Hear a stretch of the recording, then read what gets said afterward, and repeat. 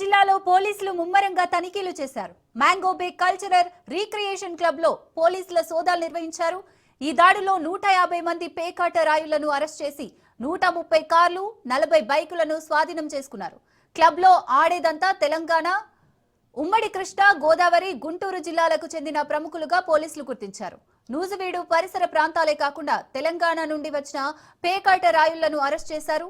నిర్వాహకులు high court orders ఉన్నాయంటూ జూదరులను పిలిచి పేకాట ఆడిస్తున్నారని డీఎస్పీ తెలిపారు. వీరంతా పోలీసులను చూడగానే బ్యాగులు విసిరేసి తప్పించుకునేందుకు యత్నించినట్లు తెలిపారు.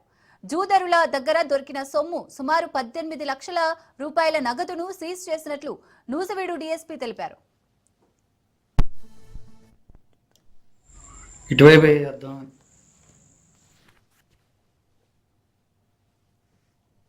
మ్యాంగో రిసార్ట్స్ క్లబ్ యొక్క రైడ్లో 281 మంది జోదగాల్ని అరెస్ట్ చేయడం జరిగింది. అలాగే వాళ్ళ దగ్గర నుంచి సుమారు 32 లక్షల రూపాయలు ఈ జూదంలో ఇన్వాల్వ్ అయిన అమౌంట్ని సీజ్ చేయడం జరిగింది. అలాగే ఈ జూద గృహానికి కన్వీనియన్స్గా వాడిన ట్రాన్స్పోర్ట్గా వాడిన 130 వెహికల్స్ని సీజ్ చేశాము. ఒక 40 ఏమో 2 వీలర్స్ కూడా ఉన్నాయి. దాంట్లో జోద గృహానికి సంబంధించి ఎటువంటి మెటీరియల్ అయినా వాడినప్పుడు అది చట్ట ప్రకారం దాన్ని సీజ్ చేయవచ్చు. కాబట్టి మేము లోపల ఉన్న ఈ యొక్క గుండ్రటి యొక్క టేబుల్స్, చైర్స్ కూడా మనము ఈ యొక్క కేసులో సీజ్ చేసి కోర్టుకు పెడతాం. ఆగిరిపల్లి గ్రామ పరిధిలో ఉన్న ఆగిరిపల్లి మండలంలో ఉన్న పోతవరపడి పంచాయతీకి సంబంధించిన మ్యాంగో రిసార్ట్ క్లబ్ పునర్ప్రారంభం అవడం వల్ల దీనివల్ల స్థానికంగా ఉన్న ప్రజలకే కానీ యువతకే కానీ అనేకమైన ఇబ్బందులు కలగడం, రేపటి భవిష్యత్ తరాలకు ఇబ్బంది జరుగుద్దనే ముఖ్య ఉద్దేశంతో ఈ ధర్నాన్ని మనం కంటిన్యూ చేస్తున్నాం స్వామి. ఇక్కడ ముఖ్య ఉద్దేశం ఏంటంటే స్థానికంగా ఉన్న ఎన్ఆర్ఐ కాలేజీలో అనేక ప్రాంతాల నుంచి ఇక్కడికి వచ్చి విద్యార్థులు చదువుకుంటున్నారు. ఇక్కడ 5,000 నుంచి 6,000 మంది స్ట్రెంత్ ఉన్నారు. ఇక్కడ దీని పక్కనే ఉన్న నెక్కలం గొల్లగూడెంలో కుశలవ కంపెనీలో 5,000 మంది వర్కర్స్ పనిచేస్తున్నారు. ఇలాంటి అసాంఘిక కార్యకలాపాల వల్ల, పేకాట ఇతర కార్యక్రమాల వల్ల ఇక్కడ ఉన్న సమాజమే కానీ యువతే కానీ భవిష్యత్ తరాలు ఇబ్బంది పడకుండా ఉండాలని ఈ క్లబ్ని ముయ్యాలి. ఈ స్థానికంగా ఈ పల్లె వాతావరణాన్ని సిటీ కల్చర్కి అలవాటు చేసి స్థానికంగా ఈ కార్యక్రమం జరగటం వల్లే ఆర్థికంగా నష్టపోతారు, వ్యసనపరులు అయిపోతారు అనే ఉద్దేశంతో ఈ కార్యక్రమం చేస్తున్నాం సార్.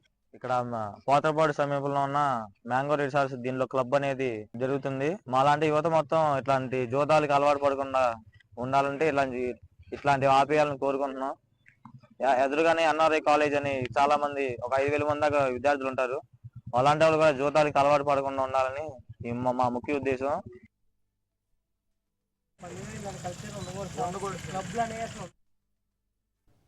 పోతవరపాడు గ్రామ పరిధిలో మ్యాంగో రిసార్ట్స్ రీక్రియేషన్ క్లబ్ ఎదుట స్థానికులు ఆందోళనకు దిగారు. గతంలో సాంస్కృతిక క్లబ్లు ముసుగులో పేకాట, అసాంఘిక కార్యకలాపాలు జరిగాయంటున్నారు స్థానికులు. 2014లో క్లబ్పై దాడి చేసి సీజ్ చేశారు అధికారులు. మళ్లీ క్లబ్లో హైకోర్టు పర్మిషన్ వచ్చిందంటూ పేకాట నిర్వహిస్తున్నారని ఆరోపించారు. క్లబ్ ప్రారంభిస్తే మండలంలోని యువత చెడు మార్గాలు పట్టే అవకాశం ఉందని ఆవేదన వ్యక్తం చేస్తున్నారు.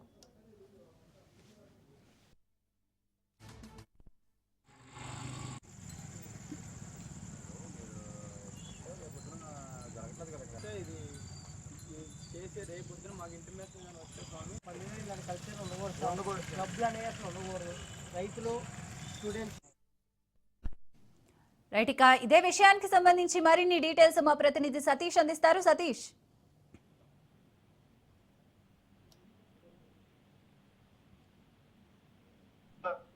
ఆగిరిపల్లి మండలం పోతవరపాడు గ్రామంలో పరిధిలో ఉన్న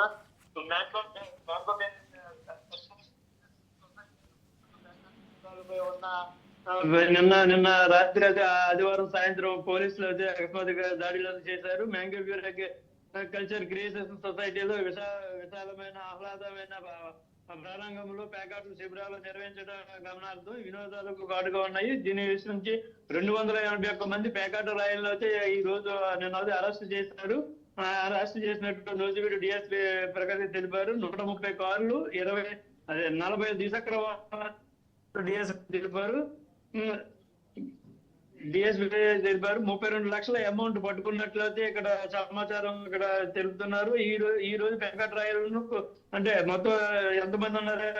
281 మంది ప్యాకెట్ రాయలను కూడా ఈ రోజు కోర్టులో అయితే హాజరుపరచనున్నారు. ప్యాకెట్ రాయలను కోర్టులు తరలించే వాహనాన్ని అయితే సిద్ధం చేశారు ఇక్కడ పోలీసులు. అంటే ఇక్కడ ఈ మూడు ముక్కలాటకి పర్మిషన్లు లేకపోయినా ఉన్నాయని చెప్పి ఇక్కడ ఫ్లెక్సీలు కట్టి కోర్టు ఆర్డర్ నుంచి కోర్టు నుంచి పర్మిషన్ చెప్పి ఇక్కడ ఎవరైతే ప్యాకెట్ చెప్పిస్తున్నారో వాళ్ళందరూ కూడా ఇక్కడ ఫ్లెక్సీలు కూడా ఏర్పరిచి ఇలా చేయడం అనేది చాలా ఇది విచిత్రకరంగా ఉంది. అలాగే గతంలో కూడా ఈ ప్యాకెట్ క్లబ్బులపై దేనికి సంబంధించిన విషయాలని అక్కడ సంబంధించిన స్థానికులు కావచ్చు, అక్కడ అదే దారిలో వెళ్తున్న అక్కడ పక్కనే కాలేజీలో ఉన్నాయి, దాని దగ్గర స్టూడెంట్స్ కూడా అక్కడ ధర్నాలు అయితే చాలా కాలం నుంచి చేసినా సరే సరిగ్గా పోలీసుల స్పందన రాలేదని చెప్పి అప్పుడైతే చాలా ఆ స్టూడెంట్స్ అయితే అక్కడ చాలా ఆవేదన వ్యక్తం చేశారు. ఈ టైంలో అప్పుడే ఇదంతా నిర్మూలించుకుంటే వాళ్ళంతా కూడా ఇంత ఎలా ఉండేది కాదని చెప్పి అన్నారు. అంటే ఏలూరు జిల్లా కాకుండా అటు పక్క కృష్ణా జిల్లా, ఏలూరు, అలాగే ఉభయ గోదావరి జిల్లా, మళ్ళీ పక్కన జిల్లాలు కూడా ఇక్కడికి వచ్చి ప్యాకెట్లు భారీగా 130 కార్లు ఒకేసారి దొరకడం అన్నది ఇక్కడ కూడా ఇప్పుడు చేయలేదని ఇక్కడ సీజ్ చేసినట్టు ఇక్కడ డిఎస్పీ అయితే తెలిపారు. మొత్తం వీళ్ళందరినీ కూడా ఈ రోజు ప్యాకెట్ అందరినీ కూడా వాహనం మీద మొత్తం వీళ్ళందరినీ కూడా కోర్టుకి తరలిస్తారని చెప్తున్నారు. Sirisha. Right, thank you Satish. మంత్రి శ్రీధర్ బాబు మాట్లాడుతున్నారు, ఇప్పుడు లైవ్ చూద్దాం. తిరిగి వారు సానుకూలంగా అనుకూలంగా ఉన్న రాష్ట్రాల్లో వారు పెట్టుబడులు పెట్టి ముందుకెళ్తారు.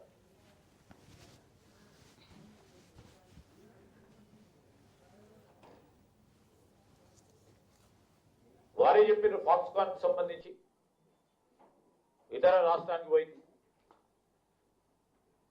కానీ ఈరోజు మేము ధైర్యంగా చెప్తా ఉన్నాం, రాసి పెట్టుకోండి. ఐటీ కానీ మ్యానుఫ్యాక్చరింగ్ సెక్టర్లో కానీ ఈరోజు ఏరోస్పేస్ కానీ డిఫెన్స్ కానీ రంగాల్లో ఇప్పటికే ఎక్కడ లేనంత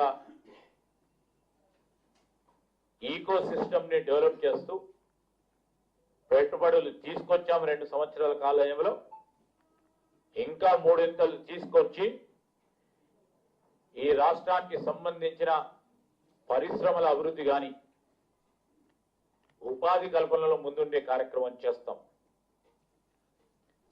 సాంకేతిక పరిశోధన, ఇన్నోవేషన్ కు సంబంధించి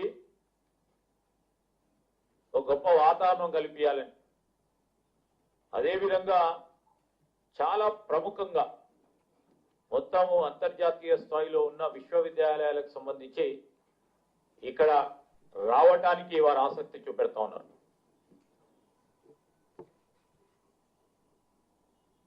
మరో ప్రక్కన మనకు చాలా ధీటుగా పోటీ ఇచ్చేది ఐటీ రంగానికి సంబంధించి కర్ణాటక రాష్ట్రం బెంగళూరు.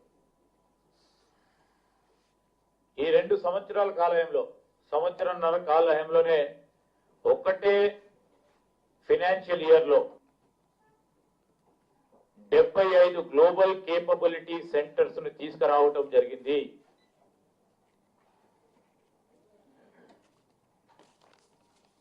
మేము గట్టిగా చెప్తా ఉన్నాం, గర్వంగా చెప్తా ఉన్నాం, ప్రపంచంలో ఉన్న అతి పెద్ద కంపెనీకి సంబంధించిన జీసీసీ మన దగ్గర ఉన్నది. అత్యధిక జీసీసీలు 1 సంవత్సర కాలంలోనే మనకు రావటం అనేది మీరే చూసినారు. ఇది మేము 2 సంవత్సరాల కాలంలో ప్రభుత్వం వారికి ఇచ్చిన గొప్ప నమ్మకంతో ఇక్కడ కల్పిస్తా ఉన్న వారికి అనుగుణమైన వాతావరణానికి సంబంధించి మాపై నమ్మకం పెట్టుకొని జీసీసీలు వస్తా ఉంటే ఈరోజు మేము కాదు, అంతర్జాతీయ స్థాయిలో కానీ జాతీయ స్థాయిలో పత్రికల్లో కానీ ప్రసార సాధనాల్లో కానీ Hyderabad in future is going to become the GCC capital అని చెప్తా ఉన్నారు.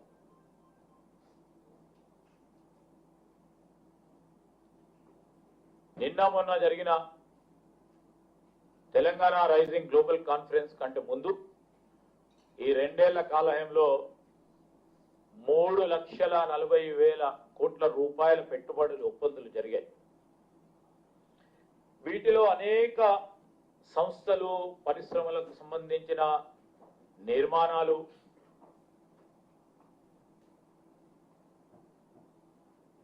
వారందరూ కూడా చేపడతా ఉన్నారు.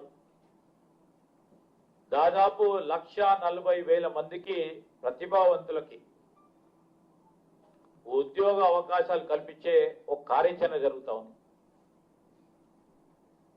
ఇది ప్రత్యక్షంగా దాదాపు ఇప్పుడు మేము తీసుకొచ్చిన 3,40,000 కోట్లు సంబంధించి, దానికి తోడు పరోక్షంగా కూడా 2 లక్షల మందికి ఉపాధి పొందే అవకాశం ఉంటుంది. ఈజ్ ఆఫ్ డూయింగ్ బిజినెస్ కేంద్ర ప్రభుత్వం ఈ సంవత్సరం కూడా బిజినెస్ రిఫార్మ్ యాక్షన్ ప్లాన్ కింద మళ్ళొక్క మారు మొన్ననే ఈ మధ్యలో తెలంగాణకు మరి ఆ అవార్డు కూడా ఇవ్వటం జరిగింది.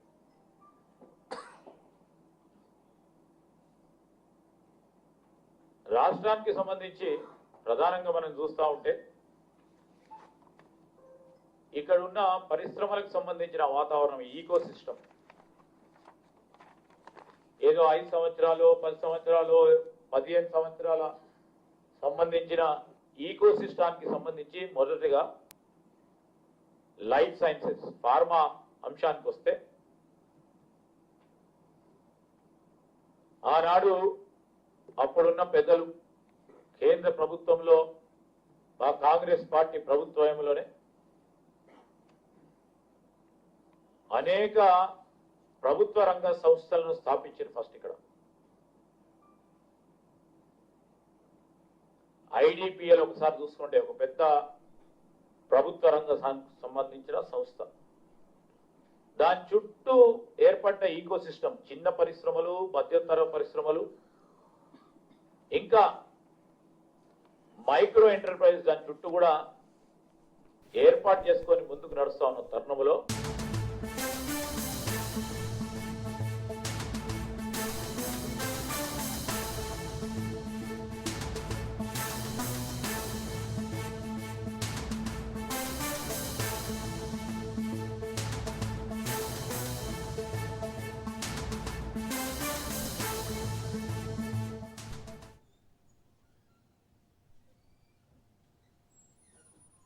పెద్దపల్లి జిల్లా గుంపుల అడవి సోమనపల్లి గ్రామాల్లో ఇటీవల కూలిపోయిన చెక్ డ్యాంల ఘటనపై మంత్రి ఉత్తమ్ ఆగ్రహం వ్యక్తం చేశారు.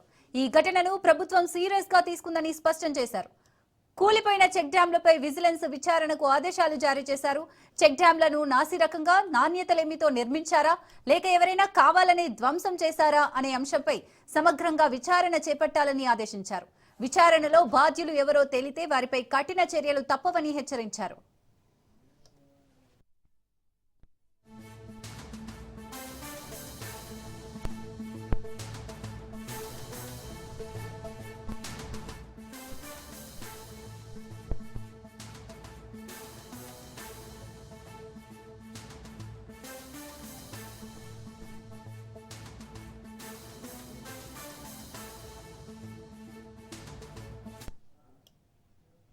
పెద్దపల్లి జిల్లా గుంపుల అడవి సోమనపల్లి గ్రామాల్లో ఇటీవల కూలిపోయిన చెక్ డ్యాంల ఘటనపై మంత్రి ఉత్తమ్ ఆగ్రహం వ్యక్తం చేశారు.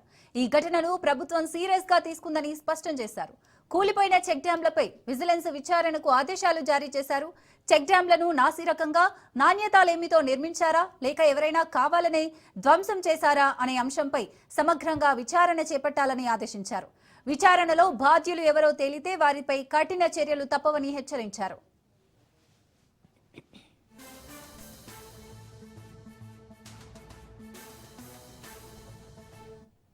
రాష్ట్రపతి ద్రౌపది ముర్ము శీతాకాల విడిది ముగిసింది. దీంతో రాష్ట్రపతి ఢిల్లీ బయలుదేరి వెళ్లారు. రాష్ట్రపతికి గవర్నర్, సీఎం వీడ్కోలు పలికారు. ఈ నెల 17న ఆమె హైదరాబాద్ వచ్చారు. 5 రోజుల పాటు సికింద్రాబాద్ బొల్లారంలోని రాష్ట్రపతి నిలయంలో ఆమె బస చేశారు. ఇక ఇవాల్టితో రాష్ట్రపతి శీతాకాల విడిది ముగిసింది. దీంతో ఆమె హకీంపేట ఎయిర్పోర్టు నుంచి ఢిల్లీకి వెళ్లారు. ఈ నెల 17వ తేదీన హైదరాబాద్ వచ్చిన రాష్ట్రపతి ముర్ము 5 రోజులుగా నగరంలో జరిగే పలు అధికారిక, సామాజిక కార్యక్రమాల్లో పాల్గొన్నారు. మొదటగా ఈ నెల 19న రామోజీ ఫిలిం సిటీలో జరిగిన ఓ ప్రత్యేక కార్యక్రమంలో రాష్ట్రపతి ముర్ము పాల్గొన్నారు. అనంతరం పలు అభివృద్ధి పనులకు ప్రారంభోత్సవాలు, శంకుస్థాపనలు చేశారు.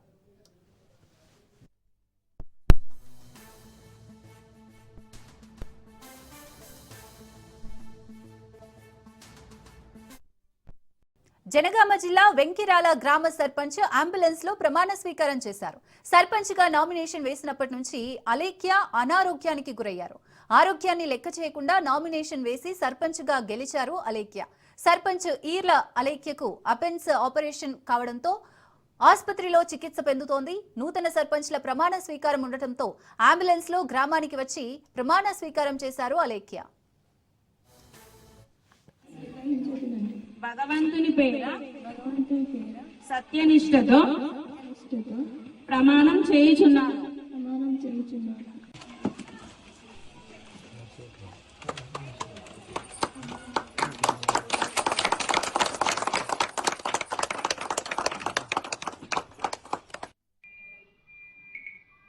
రేరెస్ట్ ఈవెంట్ ఇది.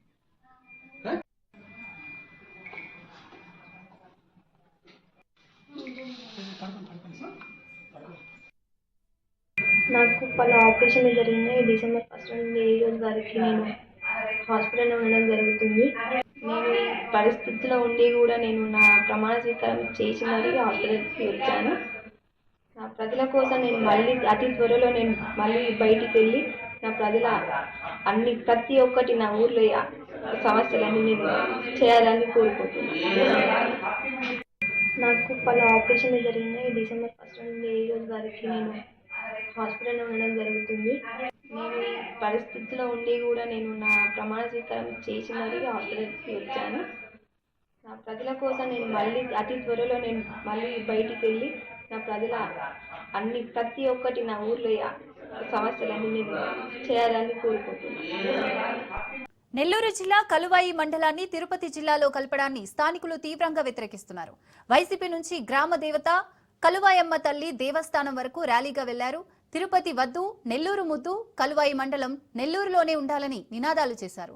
కలువాయి మండల ప్రజల కోరిక మేరకు ఈ మండలాన్ని నెల్లూరు జిల్లాలోనే కొనసాగించాలని ప్రభుత్వాన్ని డిమాండ్ చేశారు.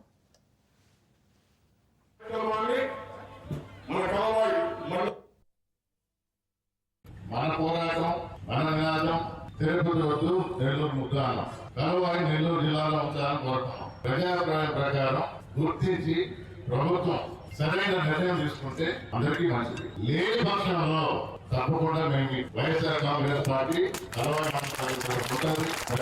తీసుకువెళ్తాం.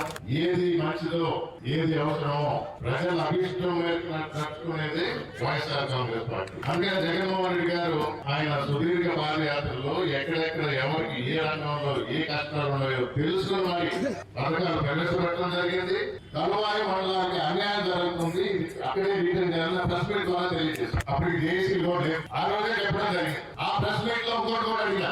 ఆ రోజు వెంకటగిరి నియోజకవర్గ ఎమ్మెల్యేగా ఉన్న ఆనంద్ రామనారాయణ రెడ్డి గారు ఈ 3 మండలాల్లో ఇది సరైనది, అది సరి కాకపోయినా ధర్నాలు చేయించి కార్యక్రమంలో పిలిచి నెల్లూరులో ఉంచడం జరిగింది. ఈ రోజు జిల్లా మంత్రిగా ఉన్నారు, మీరు కూడా సహకరించండి, మీరు కూడా రోడ్ చేసి చెప్పండి అని ఆ ప్రెస్ మీట్ లోనే చెప్పడం జరిగింది. ఆనంద్ రామనారాయణ గారు కరెక్ట్ చెప్పాను. నేను ఆ రోజు ఎమ్మెల్యే గారు చేశాను, ఈ రోజు నేను కాదు అంటున్నారు. మీరు జిల్లా మంత్రి, దానికన్నా పెద్ద పదవుల్లో ఉంటారు. మంత్రి ఉపసంఘం ఉంది, నేను ఇచ్చాను లేదా ఆయన తెలుసా, నేను లెటర్లో ఇచ్చానేమో, నేను చెప్పానేమో అంటే ఎంత. Welcome back. రైట్ నౌ మంగళగిరిలో AP deputy CM Pawan Kalyan మాట్లాడుతున్నారు. లైవ్ లో చూద్దాం. కోటే సాయి ప్రసాద్ ని అంటే ఇవన్నీ కాళహస్తి ఆలయ ట్రస్ట్ బోర్డ్ చైర్మన్ గా నియమించడం అంటే దీని వెనక అంటే ఇప్పుడు మీరు తీసుకున్న ప్రతి వ్యక్తికి గుర్తింపు ఎలా ఇచ్చామని అనటానికి చిన్న సూచన ఇది, చిన్న ఉదాహరణ ఇది. అలాగే కాకినాడలో పోరాటం చేసి దెబ్బలు తిని కేసులు ఎదుర్కొంటున్న వీర మహిళ గంటా స్వరూప్ గారు కావచ్చు, శ్రీమతి ప్రియా సౌజన్యలు కావచ్చు, వారిని రాష్ట్ర స్థాయి కార్పొరేషన్ డైరెక్టర్స్గా నియమించాం. ఈ పోరాటంలో దెబ్బలు తిన్న డాక్టర్ నాగమానసన్ గారికి కూడా ఒక సముచిత స్థానం త్వరలోనే గుర్తింపు దక్కబోతా ఉంది. అలాగే మన పంచగర్ల సందీప్ని పొల్యూషన్ కంట్రోల్ బోర్డు సభ్యుడిగా నియమించాం అని మనం సిఫార్సు చేసాం. అలాగే నోవాటెల్ ఘటనలో అక్రమ కేసులు పెట్టారు. ఆ ఘటనకి కొద్ది రోజుల ముందు మన పార్టీలోకి వచ్చిన మహిళ శ్రీమతి కొల్లూరు రూప గారు, వారి భర్త ఐ థింక్ షిప్ క్యాప్టెన్ అనుకుంటా, పాపం ఆయన షిప్ ప్రయాణంలో ఉండగా ఇవన్నీ జరిగినాయి. సో ఆమె పైన కూడా నాన్ బెయిలబుల్ కేసులు పెట్టి జైలుకి పంపించేశారు. ఆవిడ్ని, శ్రీమతి రూప గారిని రాష్ట్ర స్థాయి కార్పొరేషన్ డైరెక్టర్గా పదవికి ఎంపిక చేశాం.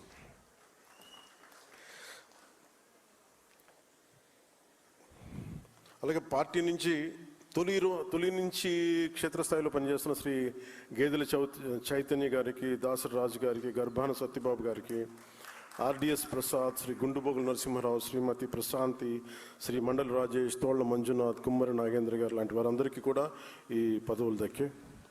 అలాగే పార్టీ తరఫున సోషల్ మీడియాలో స్వచ్ఛందంగా పనిచేస్తూ సమావేశం నడుస్తుంటేనే ముఖ్యంగా పాయింట్ లోడ్ చేసి సోషల్ మీడియా కార్యకర్త శ్రీ నల్లే ప్రసన్న కుమార్ గారిని ఒక ఎంఎస్ఎంఈ కార్పొరేషన్ డైరెక్టర్గా నియమితులు. ఆయన ఊహించడం కూడా ఊహించలేదు. అంటే ఎవరి సిఫార్సులు లేవు, ఏ నాయకుల సిఫార్సు లేవు, కేవలం వారు ఎలా పనిచేస్తున్నారు అనే దాని మీదే మనం దీన్ని గుర్తించి మరి తీసుకొచ్చాం. అలాగే పార్టీ మీద అభిమానంతో పనిచేసిన వారు కుగ్రామంలో ఉన్నా గుర్తించాం. ఉదాహరణకి కోనసీమలో ఇందుపల్లి అనే గ్రామంలో పౌరోహిత్యం చేసుకునే శ్రీ ఆకిళ్ళ నారాయణమూర్తి గారికి జనసేన అంటే చాలా అభిమానం. గత ప్రభుత్వంలో స్థానిక సంస్థల ఎన్నికల్లో పార్టీ మద్దతుతో వార్డు సభ్యుడిగా పోటీ చేసి గెలిచారు. ఆయన్ని బ్రాహ్మణ కార్పొరేషన్ డైరెక్టర్గా ఆయనకి నియమించడం జరిగింది. అలాగే పార్టీ కార్యక్రమాల్లో నిర్వహణ, టెక్నికల్, ఐటీ సపోర్ట్ వింగ్స్లో పాల్గొంచిన శ్రీ పండిట్ మల్హోత్రా, ఉయ్యాల శ్రీనివాస్, మణిప్రియలకి వివిధ కార్పొరేషన్లో పదవులు వచ్చినాయి. ఉదాహరణకి పండిట్ మల్హోత్రా గారి గురించి మాట్లాడితే 19 ఎలక్షన్స్లో ఆయన పోటీ చేసినప్పుడు ఆయన నానా రకాల ఇబ్బందులు పాలు చేశారు. బెంగళూరులో సాఫ్ట్వేర్ ఉద్యోగంలో అంటే వచ్చి కూర్చొని బలంగా నిలబడి ఓడిపోయినప్పటికీ కూడా స్పిరిట్ కోల్పోకుండా ఆత్మస్థైర్యం నిలబడినందుకు ఆయనకి పదవి ఆయనకి ఇవ్వడం జరిగింది. Party IT, legal cells, doctors, legal programmes కమిటీల్లో కూడా బాధ్యతలు చేపట్టమని గుర్తించాం. సగటు పొజిషన్స్లో వారికి ఇవ్వడం జరిగింది. ఓటమి పాలైన పార్టీ కోసం నిలబడిన మహిళా నేతలు శ్రీ పాలవలసి శ్రీ గారికి ఘంటసాల వెంకటలక్ష్మి కార్పొరేషన్ చైర్మన్స్గా నియమించడం జరిగింది. శ్రీమతి టి రమాదేవి, శ్రీమతి రేఖా గౌడ్ను విజయవాడ శ్రీశైలం దేవస్థానం ట్రస్ట్ బోర్డుగా సభ్యులుగా బాధ్యతలు అప్పగించాం. ఉత్తరాంధ్రలో పార్టీ కోసం నిలబడి గిరిజన ప్రాంతాల్లో తిరిగిన కార్యకర్త శ్రీ వన్నెంరెడ్డి సతీష్ని విశాఖపట్నం జిల్లా గ్రంథాలయ సంస్థ చైర్మన్గా నామినేట్ చేశాం. ఇంకా రాష్ట్ర స్థాయి డైరెక్టర్ పోస్టు ప్రతిపాదించిన 60 మంది ఉన్నారు. వారికి సంబంధించిన ప్రకటన ఇంకో కొద్ది రోజులు తెలుస్తుంది. అలాగే జిల్లాలో బ్లాక్ స్థాయి అంటే agriculture technology management authority committee చైర్మన్లను, సభ్యులు నియామకం మొదలవుతా ఉంది. ఆ కమిటీలు చైర్మన్లు, సభ్యులుగా జనసేన కూడా తామాషా పద్ధతి ప్రకారం ఆ పదవులు వస్తాయి.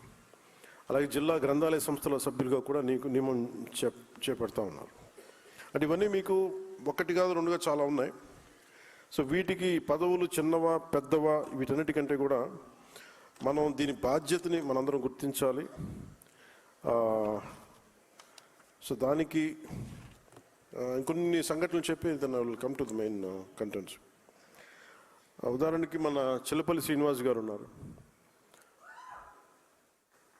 ఈరోజు అరేంజ్మెంట్స్ అన్నీ వారి చేతుల మీదుగా జరిగినాయి. చిల్లపల్లి శ్రీనివాస్ గారికి మన భోజన సదుపాయాలు చిల్లపల్లి శ్రీనివాస్ గారు ఆర్గనైజ్ చేసింది. మనస్ఫూర్తిగా వారికి ధన్యవాదాలు తెలియజేస్తాను.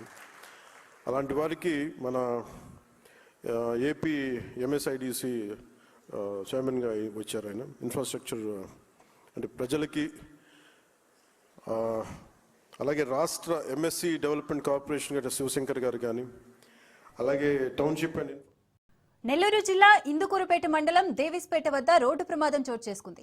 వేకువజామున కారు అదుపు తప్పి నేరుగా కాలువలోకి దూసుకెళ్లింది. అదృష్టవశాత్తు ఈ ఘటనలో ప్రాణ నష్టం జరగలేదని స్థానికులు తెలిపారు. కాలువకు రక్షణ గోడలు, హెచ్చరిక బోర్డులు లేకపోవటం, రోడ్డుపై సరైన లైటింగ్ లేకపోవటం వల్లే ఇలాంటి ప్రమాదాలు జరుగుతున్నాయంటున్నారు స్థానికులు. ఇప్పటికైనా సంబంధిత అధికారులు స్పందించి కాలువకు గార్డ్ వాల్ నిర్మించి రోడ్డును సురక్షితంగా మార్చాలని గ్రామస్తులు డిమాండ్ చేస్తున్నారు.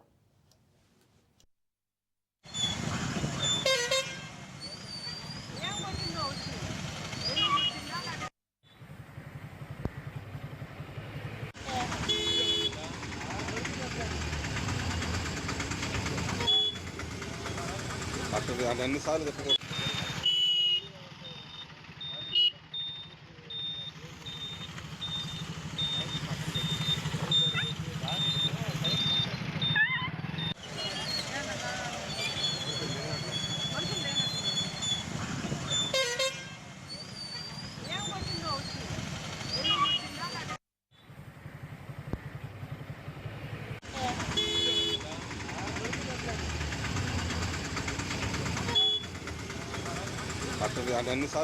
సూర్యాపేట జిల్లా తిరుమలగిరి మండలం తాటిపాముల గ్రామ పంచాయతీ సర్పంచ్ గా బోయపల్లి కిషన్ ప్రమాణ స్వీకారం చేశారు.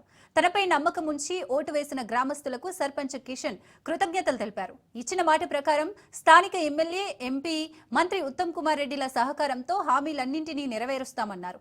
గ్రామాన్ని అభివృద్ధి పరంగా ముందు వరుసలో నిలుపుతామన్నారు.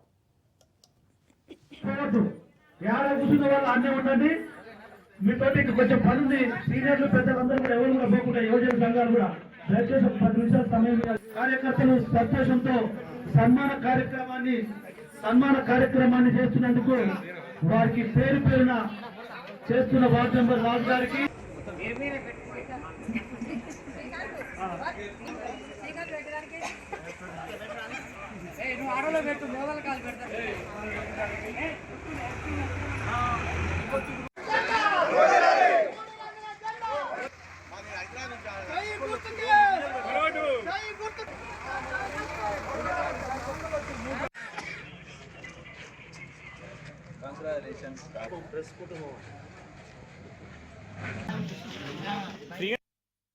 భువనగిరి పార్లమెంట్ సభ్యులు చామల కిరణ్ కుమార్ రెడ్డి వారి సహకారంతో గ్రామంలో ఉన్నటువంటి ఏ సమస్యనైనా వారి దృష్టికి తీసుకెళ్లి వాటిని పరిష్కరించేందుకు తాటిపాముల గ్రామ ప్రజల తరఫున నేను ముందుంటా అని, మహిళా సంఘ భవనాలు మరియు వ్యవసాయ బాటలకు బావుల దగ్గరికి వెళ్ళే బాటలు మరియు అంగన్వాడీ బిల్డింగులు, స్కూళ్ళ డెవలప్మెంట్ కార్యక్రమాలు కూడా తాటిపాములలో చదువుకునే విద్యార్థికి ఎటువంటి అవకతవకలు లేకుండా స్కూళ్ళు తీర్చిదిద్దే విధంగా మరియు తొలగించి కొత్తవి నిర్మించేందుకు కృషి చేస్తానని, ముఖ్యంగా ప్రజలు ఏదైతే కోరుకున్నారో అభివృద్ధికి దూరంగా ఉన్నది నల్లగొండ జిల్లా, ఉమ్మడి జిల్లా ఉన్నప్పుడే తాటిపాముల గ్రామం మారుమూల ప్రాంతం, చాలా వెనుకబడిన గ్రామం. ఇవాళ గ్రామ పంచాయతీ బిల్డింగ్ చూస్తే పరిస్థితి శిథిలావస్థలో ఉంది. ఇది కూడా చేయాలని చెప్పి విజ్ఞప్తి చేస్తున్నాం. ఏదైతే అభివృద్ధిని ఆశించిరో ఈ ప్రజానికం ఇవాళ ఎంతైతే ఆనందంగా సత్సంబంధాలతో ఆనందంతో ఇవాళ ఇక్కడికి వచ్చి ఈ దిగ్విజయం చేయడానికి పాల్గొన్న వీళ్ళందరికీ వీరి ఆశయాలు నెరవేర్చాలనంటే గ్రామంలో ఇలాంటి అభివృద్ధి కార్యక్రమాలు ఎన్నో ఇంకా చేయాలని చెప్పి చేస్తామని చెప్పి కూడా వారి దృష్టికి సర్పంచ్ కానీ పాలక మండలి దృష్టికి కానీ తీసుకెళ్తూ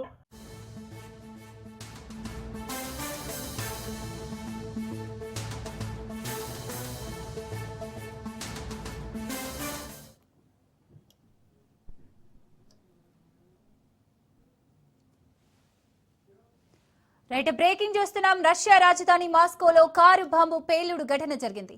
ఈ పేలుడు ఘటనలో రష్యన్ జనరల్ మృతి చెందినట్లు అధికారులు తెలిపారు. నగరంలోని దక్షిణ ప్రాంతంలో జరిగిన పేలుడు వల్ల భారీ సంఖ్యలో వాహనాలు దెబ్బతిన్నాయి. కారు డ్రైవర్ కు తీవ్ర గాయాలయ్యాయి. పేలుడు ప్రమాదంలో మృతి చెందిన బాధిత వ్యక్తిని లెఫ్టినెంట్ జనరల్ ఫానిల్ సర్వరోవ్ గా గుర్తించారు. జనరల్ స్టాఫ్ ఆపరేషన్ ట్రైనింగ్ విభాగంలో ఆయన చీఫ్ గా వ్యవహరిస్తున్నారు. అయితే వాహనం కింద భాగంగా పేలుడు పదార్థాన్ని అమర్చినట్లు అధికారులు తెలిపారు. ఉక్రెయిన్ ఇంటెలిజెన్స్ సర్వీసు ఆ పేలుడుకి పాల్పడి ఉంటుందని రష్యన్ అధికారులు అంచనా వేస్తున్నారు.